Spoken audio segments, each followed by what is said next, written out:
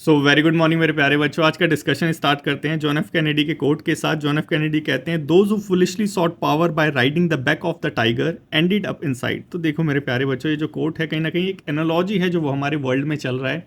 हमारे वर्ल्ड में क्या चल रहा है? यूएसए जो बहुत ही पावरफुल कंट्री है वो क्या कर रही है? टैरिफ लगा रही है।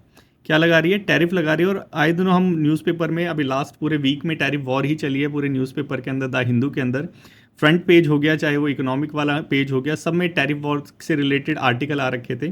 तो ये जो एडिटोरियल है ये भी उसी पे फोकस कर रहा है। इस कोट का क्या मतलब है? देखो यहाँ पे जो टाइगर है, ये टाइगर क्या है? ये है टाइगर हमारा टैरिफ।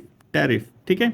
यूएसए जो है इस टाइगर के ऊपर जो टैरिफ है, एनालॉजी के लिए जो टाइगर है इसके ऊपर राइड कर रहा है, और राइड करके सोच रहा है कि ये जो है पावरफुल बन जाएगा और बच जाएगा।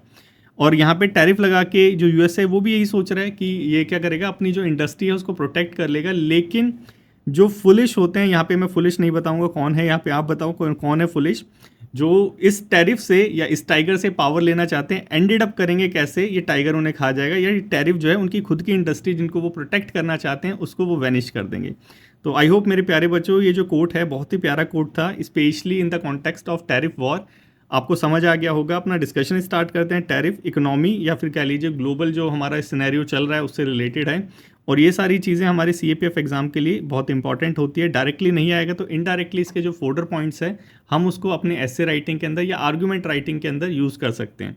तो अपना डिस्कशन स्टार्ट करते हैं। कोड तो अच्छे से समझ आ गया होगा। बताना मेरे को ये फुलिश कौन है, मैं नहीं बता सकता, आप बताना, ठीक है, कमेंट बॉक्स में। तो चलो अपना डिस्कशन स्टार्ट करते हैं अपने उद्देश्य के साथ। हमारा क्या एम है मेरे प्यारे बच्चों? अपने नॉलेज पूल को बढ़ाना, ठीक है। नॉलेज पूल कैसे बढ़ेगी? जैसे हम डेली डिस्कशन करते हैं नए नए टॉपिक्स के ऊपर, नए नए डायमेंशंस हमें पता चलते हैं, वैसे ही हमारी जो है नॉलेज बढ़ती रहती है। चलो अब एक और नॉलेज बढ़ाते हैं टैरिफ वाले में। आपको पता है जब से जो है यूएसए में डोनाल्ड ट्रंप आए हैं, प्रेसिडेंटशिप उन्होंने इलेक्शन जीता था, उसके बाद से जो यूएसए है वो कंटिन्यूसली जो है रेसिप्रोकल जो टैरिफ है वो लगाया जा रहा है, ठीक है। मतलब क्या है इसका रेसिप्रोकल टैरिफ का? सिंपल मतलब है कि यूएसए जो है उन कंट्रीज़ के ऊपर टैरिफ लगा रहा है जो जिन कंट्रीज़ के अंदर जो है वो जो कंट्रीज़ हैं वो भी अमेरिकन गुड्स, जैसे हमारे यहाँ पे इंडिया में मान लीजिए ना हार्ले डेविडसन आती है बाइक, तो हम यहाँ पे क्या करते हैं उस पर 100% टैरिफ लगाते हैं। क्यों? क्योंकि हमें अपनी इंडस्ट्री को प्रोटेक्ट करना होता है। यूएसए तो डेवलप्ड कंट्री है, हमें अपनी इस डेवलपिंग कंट्री की इंडस्ट्री को प्रोटेक्ट करना है, तो हम जो है टैरिफ लगा देते हैं। तो यहाँ पे यूएसए अब क्या करने लगा है? यूएसए उन पे उतना ही टैरिफ लगाने लगा है जितना कि उस पर्टिकुलर डेवलपिंग कंट्री ने लगा रखा है। तो इसी को यहाँ पे रेसिप्रोकल टैरिफ बता रखा है। समझ आ गया होगा। और ये चीज़ जो है पहले न्यूज़ में भी थी, क्योंकि हम ये जो ट्रम्प थे इन्होंने हमारे प्रधानमंत्री जी का जो है मजाक उड़ाया था। बोला था कि हमारे प्रधानमंत्री जी ने टैरिफ कम कर दिया था हार्ले डेविडसन के ऊपर, 50% कुछ कर दिया था 100% से। तो हमारे प्रधानमंत्री जी नरेंद्र मोदी जी ने फ़ोन करके पर्सनली जो है ट्रम्प जी को बताया था कि हमने 50% टैरिफ कम कर दिया। तो इसका भी उन्होंने है मौकरी उड़ाई थी, मजाक उड़ाया था न्यूज़ में। तो ये न्यूज़पेपर में था। तो ये खुलेआम जो करते हैं वो सारी चीज़ें सही नहीं है, ये यहाँ पे भी बता रखा है। और ये रेसिप्रोकल टैरिफ आपको समझ आ गया होगा क्या होता है। अब इस रेसिप्रोकल टैरिफ से हो क्या रहा है? यूएसए जो है टैरिफ पे टैरिफ लगाया जा रहा है, इससे प्रॉब्लम क्या जनरेट हो रही है? इससे प्रॉब्लम जनरेट हो रही है कि पूरी जो ग्लोबल की जो मार्केट है वो कहीं ना कहीं नर्वस हो रही है। नर्वस क्यों हो रही है? क्योंकि टैरिफ बढ़ेगा तो जो प्रोडक्ट है दूसरी कंट्रीज़ के अंदर जो है महंगा हो जाएगा। महंगा होगा तो उसकी कॉम्पिटेटिवनेस कम हो जाएगी। तो उस पर्टिकुलर कंट्री की जो आप कह लीजिए कि कॉम्पिटेटिवनेस है, उस पर्टिकुलर कंट्री की वो जो इंडस्ट्री है उसको थोड़ा सा इफेक्ट पड़ेगा। तो ये मेजर जो रोल है टैरिफ का जो हमारी ग्लोबल इकोनॉमी को हैम्पर करती है वो ये है, ठीक है। अब इसमें जो है प्राइस भी कम हो रहे हैं, क्योंकि अब टैरिफ से बचना है, रेसिप्रोकल टैरिफ से यूएसए के बचना है, तो टैरिफ प्राइस तो कम करने पड़ेंगे। तो यहाँ पे बता रखा है जैसे ऑयल हो गया, की जो थिंग्स है उनके प्राइस भी ड्रॉप हो रहे हैं। स्टॉक मार्केट है वो भी अनस्टेबल है, क्योंकि नहीं पता कि कल किस पे टैरिफ लग जाएगा। तो स्टॉक मार्केट कभी ऊपर जाती है कभी नीचे जा रही है, बहुत ज़्यादा अनस्टेबिलिटी स्टॉक मार्केट में देखने को मिल रही है। ऐसा हो क्यों रहा है? सिंपल चीज़ है, ऐसा हो रहा है फियर की वजह से कि ये जो ग्लोबल ये जो टैरिफ वाली जो चल रही है टैरिफ, कि यूएसए टैरिफ लगाता है, फिर दूसरी कंट्री जो है वो उसके अकॉर्डिंग टैरिफ कम कर लेती है, यूएसए टैरिफ कम कर लेता है। लेकिन हर एक कंट्री ऐसे नहीं करती। क्यों? क्योंकि जो अपोजिट वाली कंट्री अगर वो मजबूत कंट्री हो, जैसे चाइना हो गया, वो क्या करती है, उसने अगर 100% लगाया तो वो 200% लगा देगी। तो ये आगे जाके एस्केलेट हो गए टैरिफ वॉर, या कह लीजिए ट्रेड वॉर में कन्वर्ट हो जाएगा, जो कि हमारे ग्लोबल इकोनॉमी के लिए अच्छा नहीं है। यही यहाँ पे कॉज ऑफ कंसर्न है, यही यहाँ पे मेन जो फियर है वो यही है। आपको समझ आ गया होगा कि ये जो टैरिफ है इससे लॉन्ग टर्म में क्या इफेक्ट होगा, ठीक है। अब यहाँ पे रेसिप्रोकल टैरिफ के बारे में बता रखा है, मैंने आपको पहले ही बता दिया रेसिप्रोकल टैरिफ क्या होता है। कि जैसे यहाँ पे मान लीजिए ना, ये यूएसए है, ठीक है, ये हमारा यहाँ पे इंडिया है, ठीक है। यूएसए से हार्ले डेविडसन जो है बाइक इंडिया में आती है। इंडिया क्या करता है, 100% टैरिफ लगा देता है, क्योंकि हमारे यहाँ पे जो रॉयल एनफील्ड है उसके बराबर अगर ये 100 हार्ले डेविडसन की बाइक का प्राइस होगा तो कौन हमारा रॉयल एनफील्ड खरीदेगा, सब हार्ले डेविडसन खरीदेंगे। अब इंडिया क्या करती है, हार्ले डेविडसन पे 100% टैरिफ लगा देती है। अगर हार्ले डेविडसन की बाइक जो है 1 लाख रुपए की है तो 100% लगा के 4 लाख रुपए की हो जाती है। तो हमारी जो रॉयल एनफील्ड है वो 2-2.5 लाख रुपए में मिल जाती है। तो लोग सोचते हैं चलो रॉयल एनफील्ड ले लेते हैं, हार्ले नहीं लेते। तो हम क्या कर रहे हैं, इस टैरिफ से जो है अपनी इंडस्ट्री को सेव कर रहे हैं, ठीक है, क्योंकि हम क्या है, डेवलपिंग कंट्री है और WTO जो है वो भी हमें थोड़ा इसमें वो देता है, क्योंकि डेवलपिंग कंट्रीज़ को इक्वल रूल फॉलो नहीं करने पड़ते। एक जो इसका भी WTO का वो होता है एक मैकेनिज्म, उसको किसी और दिन डिस्कस करेंगे, ठीक है। तो यहाँ पे अब यूएसए क्या कर रहा है कि यूएसए हमारे यहाँ से जैसे स्टील जाता है तो यूएसए बोल रहा है कि तुम हार्ले डेविडसन पे 100 लगा रहे हो, हम स्टील पे 100% लगाएंगे। लेकिन यूएसए तो डेवलपिंग कंट्री है, ठीक है। तो ये क्या चीज़ है, यही है हमारा रेसिप्रोकल टैरिफ, ठीक है। यही मैं आपको समझाना चाहता था कि रेसिप्रोकल टैरिफ क्या है।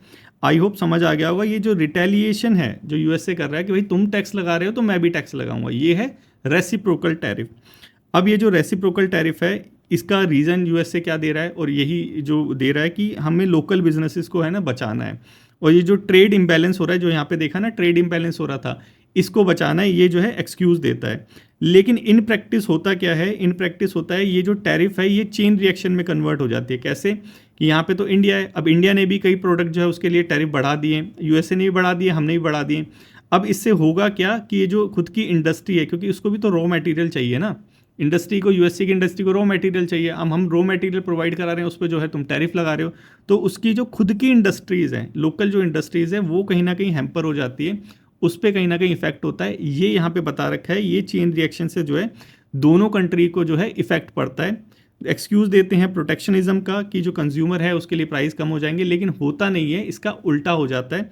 यही यहाँ पे बता रखा है। ऑल तो बिग सोर्स है, लेकिन जब टैरिफ पे टैरिफ बढ़ेगा तो ये सारी चीज़ जो है सारी कोलैप्स हो जाएगी और उल्टी चीज़ हो जाएगी। समझ गए ना क्या चीज़ हो जाएगी, कि यहाँ पे 100% टैरिफ लगा दिया, फिर इंडिया कहेगा हम 120 लगाएंगे, कहेगा हम 150 लगाएंगे, ये टैरिफ वॉर में कन्वर्ट हो गया। और इसकी जो लोकल इंडस्ट्री है वो कहीं ना कहीं हैम्पर हो गई, प्लस जो एक्सपोर्ट जाता था वो हैम्पर हो गया। तो जो एक्सक्यूज़ लेके कि हम अपनी जो लोकल इंडस्ट्री है उसको प्रोटेक्ट कर रहे हैं, ये जो प्रोटेक्शनिज्म की जो स्ट्रेटेजी है टैरिफ वॉर वाली, ये कहीं ना कहीं उसकी लोकल इंडस्ट्री को ही हैम्पर कर देती है, क्योंकि सप्लाई चेन ब्रेक हो गई, ठीक है। गवर्नमेंट का सोर्स टैरिफ से बढ़ता है, लेकिन जब ये टैरिफ वॉर हो जाता है तो गवर्नमेंट का रिसोर्स जो है वो घटने लगता है। तो यही यहाँ पे मेन कंसर्न है, यही यहाँ पे मेन चीज़ बता रखी है। अब इससे जो है कौन सबसे ज़्यादा इफेक्ट होगा, आप बताइए कौन इफेक्ट होगा। इफेक्ट होगी वो कंट्री जिसका ट्रेड जो है यूएसए के साथ बहुत ज़्यादा होगा, उसकी जीडीपी का बहुत ज़्यादा जो हिस्सा है वो ट्रेड में यूएसए के साथ है। इंडिया जो है वो एक्सपोर्ट डिपेंडेंट नहीं है, आपको पता ही होगा। इंडिया जो है, इंडिया के अंदर खुद ही इतनी बड़ी मार्केट है, तो इंडिया को जो है इसका जो इफेक्ट होता है वो बहुत कम झेलना पड़ता है। झेलना तो पड़ता है डेफिनेटली, लेकिन बहुत कम झेलना पड़ता है, क्योंकि हमारी इंटरनल मार्केट ही इतनी स्ट्रांग है। तो यहाँ पे जो वर्स्ट इफेक्ट कंट्री है, जो सबसे ज़्यादा इफेक्ट होंगी, वो कौन सी है, हमारी साउथ और साउथ ईस्ट एशिया। और इसमें भी 2 कंट्री है पर्टिकुलरली, वियतनाम और कंबोडिया। देखो वियतनाम और जो कंबोडिया है, आपको पता होगा ये लेबर इंटेंसिव इंडस्ट्री, जो आप कह लीजिए ये वाली होगी, कपड़ों वाली होगी, फैब्रिक वाली जो इंडस्ट्री होगी, इसमें बहुत ज़्यादा डोमिनेट करती है। और इंडिया कभी इनको जो है वो करना चाहता था, बीट करना चाहता कि हमारे यहाँ पे लेबर बहुत सारी है, तो हम ये लेबर इंटेंसिव जो इंडस्ट्रीज़ हैं, स्पेशली ये वाली होगी, कपड़े वाली जो इंडस्ट्री होगी, फैब्रिक वाली, इसमें इंडिया जो है इनको कभी बीट करना चाहता था। पहले बहुत एडिटोरियल्स आते थे कि जो है इंडिया को इनसे सीखना चाहिए, ये सारी चीज़ें। अब जब टैरिफ वॉर हो गया है तो यहाँ पे थोड़ा सा उल्टा गेम देखने को मिल रहा है, क्योंकि ये वियतनाम और ये कंबोडिया जो है ये एक्सपोर्ट डिपेंडेंट कंट्री है। वियतनाम का यूएसए के साथ एक्सपोर्ट है, उसकी 30% जीडीपी, सोच के देखो 30% जीडीपी जो है यूएसए के साथ है। कंबोडिया की 20% जो जीडीपी का एक्सपोर्ट है, मतलब 20% जो जीडीपी है उतने प्राइस का जो एक्सपोर्ट है वो यूएसए के साथ है। अब यूएसए ने जो है टैरिफ लगा दिया वियतनाम के 46%, कंबोडिया के ऊपर 49%। तो इसकी वजह से क्या हो गया, वहाँ की जो जीडीपी है वो कहीं ना कहीं गिरावट देखने को मिल रही है, अनएम्प्लॉयमेंट लार्ज स्केल पे देखने को मिल रहा है। यही यहाँ पे बता रखा है, कंबोडिया की गारमेंट इंडस्ट्री एम्प्लॉय करती है 7.5 लाख वर्कर्स को, जॉब लॉस देखने को मिल रहा है। तो ये क्या चीज़ है, ये है एक्सपोर्ट डिपेंडेंसी का जो है रिपरकशन, एक्सपोर्ट डिपेंडेंसी का कह लीजिए कि जो नेगेटिव साइड है वो ये, ठीक है। ऑल्थो कुछ टाइम के लिए फ़ायदा हो रहा था, लेकिन जब टैरिफ वॉर होता है तब इस कंट्रीज़ को, स्पेशली उन कंट्रीज़ को जो एक्सपोर्ट डिपेंडेंट होती है जैसे वियतनाम और कम्बोडिया, उनको बहुत ज़्यादा जो है नुकसान देखने को मिलता है। जैसे यहाँ पे गारमेंट इंडस्ट्री को जो है बहुत ज़्यादा नुकसान देखने को मिल रहा है, डिमांड कम हो रही है, टैरिफ बढ़ रहा है, प्राइस बढ़ रहे हैं, कॉम्पिटेटिवनेस घट रही है और फिर उनकी डिमांड घट रही है। ठीक है, वही सारी चीज़ कि जब आप जाएंगे मार्केट में, ठीक है, पीनट लेने, तो इंडिया का जो पीनट है वो आपको मिलेगा 125 रुपये किलो। ठीक है, यूएसए का आपको मिलेगा वहाँ पे, अगर टैरिफ नहीं लगा तो लेट से 100 रुपये किलो मिल रहा है। ठीक है, वैसे तो महंगा होता है लेकिन 100 रुपये किलो मान के चलो। ठीक है, अब यहाँ पे आप खरीदेंगे, यूएसए का क्या बाहर से आ रहा है, अच्छा भी है, और 100 रुपये का 25 रुपये कम भी है। अब इंडिया ने क्या करा, यूएसए ने टैरिफ लगा दिया। ठीक है, इंडिया ने कहा ठीक है तेरे पीनट पे जो है हम टैरिफ लगाते हैं। इंडिया ने बोला 100% टैरिफ, अब ये 200 रुपये का हो गया, हमारा 125 का ही है। तो इसकी कॉम्पिटेटिवनेस घट गई या बढ़ गई? घट गई। कॉम्पिटेटिवनेस घट गई तो डिमांड घट गई, डिमांड घट गई तो इसको लॉस होगा वहाँ पे। ठीक है, सिमिलरली यहाँ पे समझाने का मतलब ये था, सिमिलरली वियतनाम और कंबोडिया में भी यही चीज़ हो रही है जो मैंने अभी आपको समझाई। ठीक है, यही यहाँ पे बता रखा है कि इस जो छोटी छोटी इकोनॉमीज़ होती है उनको थोड़ा नुकसान होता है, वो क्या करती हैं, वो नेगोशिएट करती हैं यूएसए को जैसी कंट्री के साथ, क्योंकि वो टैरिफ तो लगा नहीं सकती क्योंकि वहाँ से यूएसए से कोई माल आ नहीं रहा है। अब लेकिन चाइना जैसी जो कंट्री है वो नेगोशिएट नहीं करती, वो करती है क्या कि तूने 100 लगाया तो मैं 200 लगाऊंगा। तो यही जो है टैरिफ वॉर में कन्वर्ट हो जाता है, यही मेन कॉज ऑफ कंसर्न है। अब जो ये यूएसए का जो टैरिफ है इसके साथ अलग एक प्रॉब्लम है, क्या कि यूएसए जो है किसी को जो है कंसीडर ही नहीं कर रहा, कौन डेवलपिंग है कौन डेवलप्ड है, सबके लिए एक जैसा जो टैरिफ है वो लगा रहा है। ठीक है, one size fit for all formula use करता है। अब ये जो फार्मूला है ये जानना हमारे लिए इंपॉर्टेंट नहीं है, इसको अवॉइड करो। नेक्स्ट आ जाओ यहाँ पे, अब इंडिया के लिए क्यों ये कंसर्न है। ठीक है, ये तो समझ आ गया, वन साइड फिट लगाता है, चाहे वो वियतनाम हो, चाहे वो इंडिया हो, चाहे वो चाइना हो, सबके लिए एक जैसा टैरिफ। ठीक है, अब ये इंडिया के लिए कॉज ऑफ कंसर्न क्यों है, क्योंकि भाई इंडिया में भी जो है, इंडिया का भी तो जो माल है वो यूएसए में जाता है। कितना जाता है, हमारा जो एक्सपोर्ट होता है 889 बिलियन जो वर्थ हमारा गुड्स है वो 2024 में हुआ था। अब ये जो टैरिफ वॉर हुई है इसकी वजह से जो है 7.6 बिलियन जो हमारा ट्रेड है वो फॉल हो गया, मतलब 6.4 जो अपना ट्रेड होता था यूएसए के साथ वो कहीं ना कहीं गिरावट देखने को मिली है। तो ये हमारे यहाँ पे कॉज ऑफ कंसर्न है। क्यों? क्योंकि कोई ना कोई तो इंडस्ट्री होगी जो एक्सपोर्ट करती होगी। ठीक है, उसके यहाँ पे एम्प्लॉयमेंट भी होती होगी, सिमिलर जैसे वियतनाम में होती है। अब यहाँ पे वहाँ पे गिरावट देखने को मिली है तो एम्प्लॉयमेंट में भी हमारे यहाँ पे गिरावट देखने को मिलेगी। ठीक है, एम्प्लॉयमेंट में गिरावट मतलब कि डिमांड में गिरावट, डिमांड में गिरावट मतलब कि हमारे यहाँ पे प्रोडक्शन में गिरावट। तो कहीं ना कहीं इसका भी जो रिपरकशन है वो हमें अपनी मार्केट में देखने को मिलता है। ठीक है, इकोनॉमी थोड़ा सा ध्यान से पढ़ना। ठीक है, सारी चीज़ समझ आएगी मेरे प्यारे बच्चों। अब यहाँ पे इंडिया को करने की क्या ज़रूरत है? देखो, इंडिया को अपनी लोकल इंडस्ट्री को भी बचाना है। ठीक है, इंडिया को जो है एम्प्लॉयमेंट को भी बचाना है, डिमांड को भी बचाना है, सारी चीज़ बचानी है। ठीक है, तो इंडिया को सबसे पहले तो भी नेगोशिएट करने की ज़रूरत है यूएसए के साथ, क्योंकि जब तक नेगोशिएशन नहीं, क्योंकि इंडिया जो है वो रिटेलिएशन वाला चाइना वाला नहीं कर सकता ना, कि जो चाइना के साथ जो है जैसे चाइना जो है टैरिफ पे टैरिफ लगाया जा रहा है, यूएसए भी लगाया जा रहा है, इंडिया नहीं कर सकता। समझदारी किस में है? नेगोशिएशन में। ठीक है, हमें एक बैलेंस्ड अप्रोच लेनी है और इंडिया हमेशा जो है मध्यम मार्ग का, जो हमारे बुद्धा का कॉन्सेप्ट है वही यूज़ करता है। तो सबसे पहले तो नेगोशिएशन करनी है। नेगोशिएशन के बाद हमें क्या करना है? डाइवर्सिफाई करनी है चीज़ें, कि अगर यूएसए ने टैरिफ कर दिया, नेगोशिएशन फेल हो गई, तो और जगह तो अपना माल भेजें। ठीक है, तो उसके लिए यूरोपियन यूनियन, यूके, कनाडा, इनके साथ जो है अपनी ट्रेड डील जो है उसको स्पीड अप करने की ज़रूरत है, और इंडिया कर भी रहा है। आप देखते हैं यूके के साथ, यूएसए के साथ, यूके के साथ, कनाडा वगैरह के साथ हमारी जो नेगोशिएशन है, नेगोशिएशन मतलब कि हमारा जो कोलैबोरेशन है स्ट्रैटेजिक लेवल पे जा रहा है। मैंने ये एड इसमें भी बताया था आपको, डेली डिस्पैच में। प्लस हमारी जो अदर कंट्रीज़ है उनके साथ भी हमें जो अपने टाई है उनको मजबूत करने की ज़रूरत है।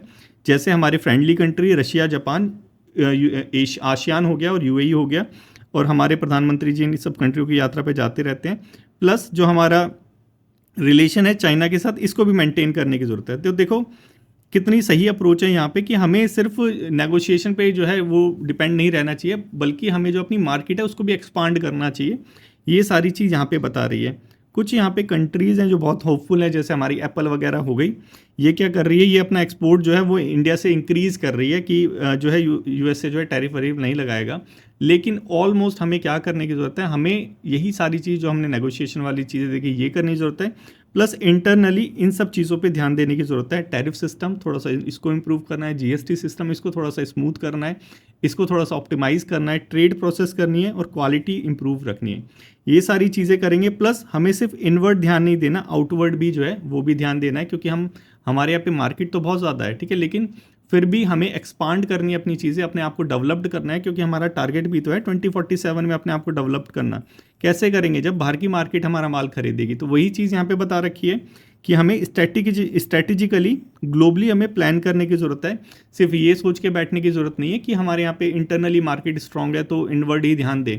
हमें बाहर की तरफ भी ध्यान देना है, ग्लोबल प्लान स्ट्रैटेजिकली डेवलप करना है। कैसे डेवलप करेंगे? ये रहा हमारा प्लान, ठीक है। आई होप मेरे प्यारे बच्चों आपको समझ आ गया होगा ये सारा टैरिफ वॉर का, कैसे हमें इसे टैकल करना है, कैसे सारी चीज़ें करनी है। अगर समझ आ गया हो तो ये क्वेश्चन है, लिखने का ट्राई करो। पेपर 2 के लिए करना तो पड़ेगा, लिखना तो पड़ेगा, ठीक है। लिखो और अपने डिस्कशन ग्रुप में भेजो।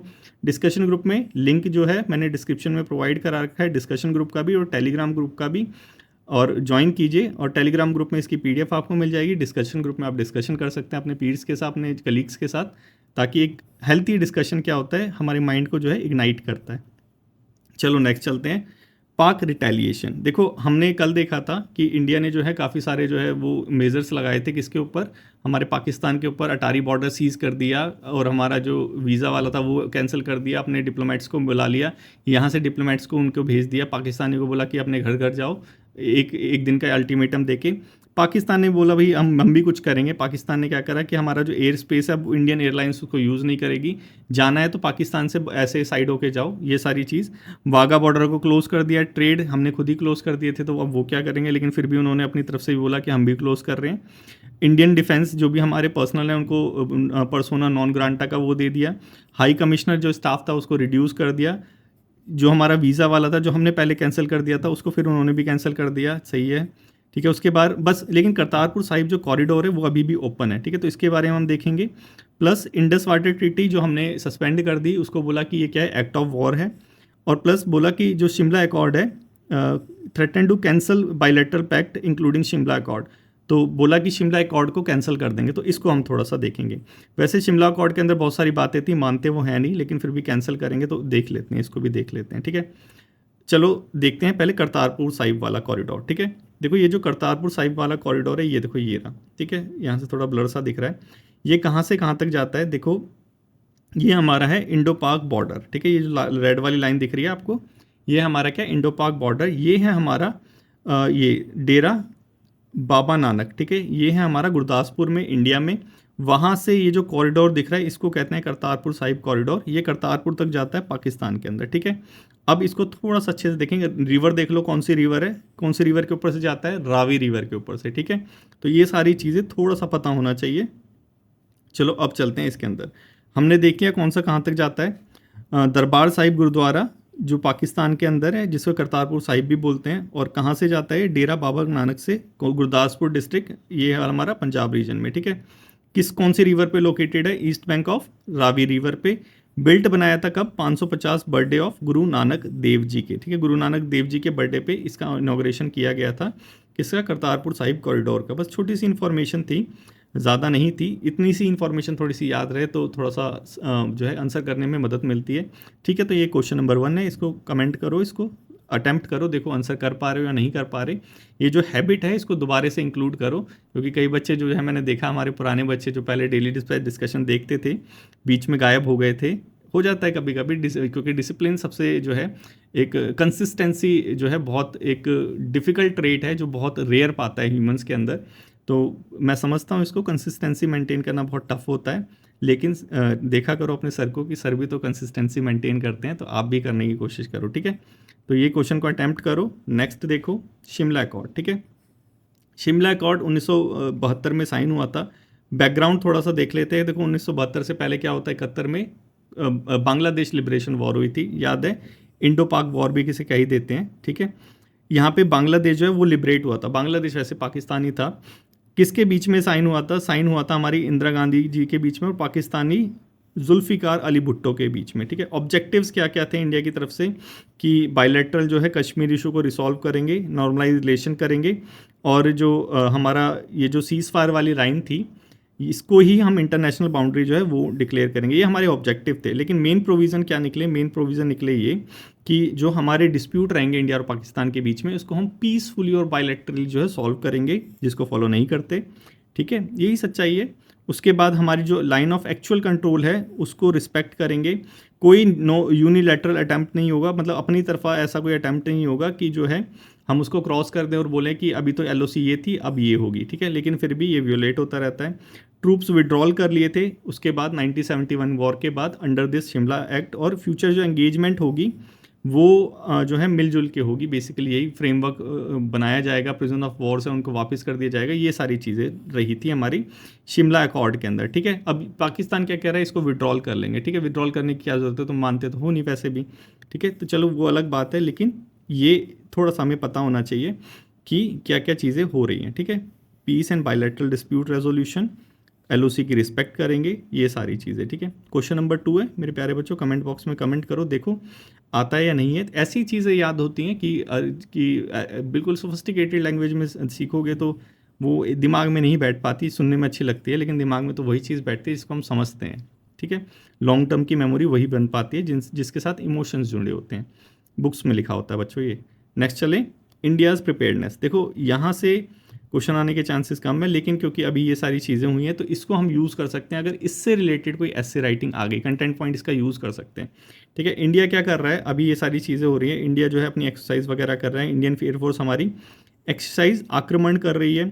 अरेबियन सी में हमने जो है अपने जो नवल पोत हैं, आइए जो हमारे आईएनएस सूरत हो गया, विक्रांत हो गया, इनको जो है वहाँ पे जो है वो कर दिया है, वो कर रहे हैं, जो कहते हैं क्या कि गश्त लगा रहे हैं एक तरह से, ताकि जो है पाकिस्तान को थोड़ा डराया जा सके कि देखो हम भी रेडी हैं। इसके लिए बेसिकली ये होता है, इसीलिए यहाँ पे लिखा है इंडियाज़ प्रिपेयर्डनेस।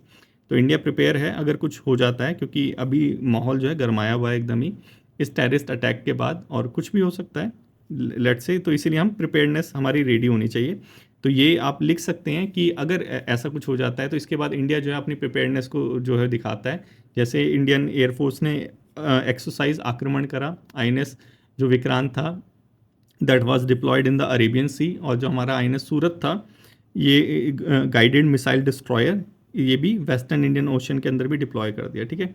तो ये हमारी प्रिपेयर्डनेस है। ऐसे करके हम जो कुछ भी एक्चुअल जो सिनेरियो क्रिएट हो सकता है वॉर जैसा, तो उससे पहले हमें प्रिपेयर्डनेस कैसे करनी है, ये उसका एक रिफ्लेक्शन है, एग्जाम्पल है, ठीक है। नेक्स्ट चलें, नेक्स्ट है हमारा चाइना का शिंजो 20 मिशन, ठीक है। ये जो मिशन है बेसिकली क्या कर रहा है कि जो एस्ट्रोनॉट है चाइना के, उसको वहाँ पे भेज रहा है स्पेस के अंदर। स्पेस में कहाँ भेजेगा, उसका भी स्पेस स्टेशन है, तियांगोंग स्पेस स्टेशन, ठीक है। और चाइना जो है इसको बनाना भी चाहता है और कर रहा है कोशिश इसी को लेके। ऑब्जेक्टिव यही है, जो उसके मिशंस होंगे उसको आगे वो करना, परस्यू करना, ठीक है। तो यहाँ पे मैच द फॉलोइंग है, क्योंकि बहुत सारे जो कंट्रीज़ हैं वो अपने स्पेस जो स्टेशंस हैं वो बना रही है। अब कौन सा स्पेस स्टेशन किसका है ये हमारा जानना थोड़ा सा फ़र्ज़ बनता है। इंडिया का स्पेस स्टेशन का नाम क्या है, कमेंट बॉक्स में कमेंट करो, ठीक है।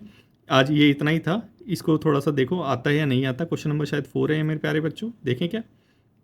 क्वेश्चन नंबर 3 है, ठीक है, ये क्वेश्चन नंबर 3 है, इसको कमेंट बॉक्स में कमेंट करो, बताओ कि कौन सा किसका है, ठीक है। नेक्स्ट चलें, नेक्स्ट है हमारे कल के क्वेश्चंस। कल के क्वेश्चंस में हमने देखा था ये वाला, what was the main objective behind the launch of a new competency based. हाँ, एक जो है नए डॉक्टर्स के लिए नया करिकुलम आया था, हमने देखा था, इसको थोड़ा सा देख लें। To increase the number of MBBS, यहाँ पे बोला मेन ऑब्जेक्टिव क्या था, to increase the number of MBBS seat in the government college, ऐसा तो कुछ नहीं था। टू प्रमोट मेडिकल टूरिज्म, ये भी नहीं था। To standardize and improve training for allied health sector professional across India, ये था सी। इसका आंसर है सी, क्योंकि सारे जो है मिले जुले से लग रहे हैं, लेकिन मेन जो इसका पर्पस था वो क्या कि हमारे यहाँ के जो करिकुलम में स्टैंडर्डाइजेशन करा था ना, तो गवर्नमेंट ये सीट बढ़ाना, ये मेडिकल टूरिज्म, ये कहाँ से आ गए, ये सारी चीज़ें नहीं थी, सी था इसका आंसर, ठीक है। नेक्स्ट देखें, यहाँ पे है during the prime minister Narendra Modi recent visit to Saudi Arabia both countries agreed to cooperate in several areas which of the following not part of the agreed cooperation. तो हमने कुछ देखा था इसके बारे में, अब थोड़ा सा देख लेते हैं। Ensuring global oil market stability, enhancing cyber security, artificial intelligence second, और जॉइंट मिलिट्री डिप्लॉयमेंट इन ईस्ट एशिया। देखो ये तो इंडिया कभी नहीं कर सकता, क्योंकि इंडिया जो है मिलिटरीली किसी से जो है वो अलाइन नहीं करता, ये आपको पता होगा। तो सी कभी नहीं हो सकता, बाकी A B यहाँ पे ठीक है, तो सी यहाँ पे आंसर हो गया। नेक्स्ट चलें, नेक्स्ट है हमारा इंडस वाटर ट्रीटी, ठीक है। इंडस वाटर ट्रीटी में कौन सा स्टेटमेंट करेक्ट है वो देखना है। All 6 reverse of the Indus system was allocated equally between India and Pakistan. 6 river, तो देखते हैं, चलो आगे देखते हैं। Treaty was signed in 1972 after the Shimla agreement. नहीं, ऐसा तो कुछ नहीं होता। शिमला एग्रीमेंट के बाद, अभी तो शिमला एग्रीमेंट हमने पूरा देखा, वहाँ पे तो इंडस वाटर ट्रीटी थी ही नहीं, ठीक है, तो ये भी करेक्ट नहीं है। ईस्टर्न रिवर्स आरबीएस, ठीक है, वर एलोकेटेड टू इंडिया, हाँ बिल्कुल, ईस्टर्न रिवर हमें दी थी, वेस्टर्न रिवर जेसीआई टू पाकिस्तान, ये सही है, सी स्टेटमेंट एकदम सही है, ठीक है, क्योंकि ये वाली चीज़ हुई थी, मतलब ए गलत हो गया। World Bank play no role, World Bank का तो रोल था, मतलब सी आंसर हो गया। देखो चारों स्टेटमेंट पढ़नी है, चारों स्टेटमेंट पढ़ने के बाद जो है सबसे अप्रोप्रिएट जो लग रही है, ठीक है, वही स्टेटमेंट हमारी है, क्योंकि हमने कल देखा था ईस्टर्न रिवर जो आरबीएस थी वो इंडिया के पास आ गई थी, वेस्टर्न रिवर्स थी जो पाकिस्तान के पास पर चली गई थी। इक्वली एलोकेट करा था, नहीं करा था, क्योंकि वेस्टर्न रिवर को हम भी तो यूज़ कर सकते हैं, ईस्टर्न को वो नहीं यूज़ कर सकते, इक्वली कहाँ से एलोकेट हो गया, ठीक है, ये हमारा ए स्टेटमेंट गलत हो गया। थोड़ा सा दिमाग लगाने की ज़रूरत है, हो जाता है, क्योंकि बहुत ज़्यादा क्लोज रहती है ना यहाँ पे भी, जैसे इंग्लिश में कभी कभी होता है वैसे सिमिलरली यहाँ पे भी जीके में भी वैसे ही स्टेटमेंट रहती है। तो आई होप मेरे प्यारे बच्चों आपको अच्छे समझ आ गया होगा आज का जो डिस्कशन था। अगर समझ आया हो तो लाइक शेयर और कमेंट करना मत भूलना। थैंक यू सो मच मेरे प्यारे बच्चों, कल फिर मिलते हैं, टेक केयर।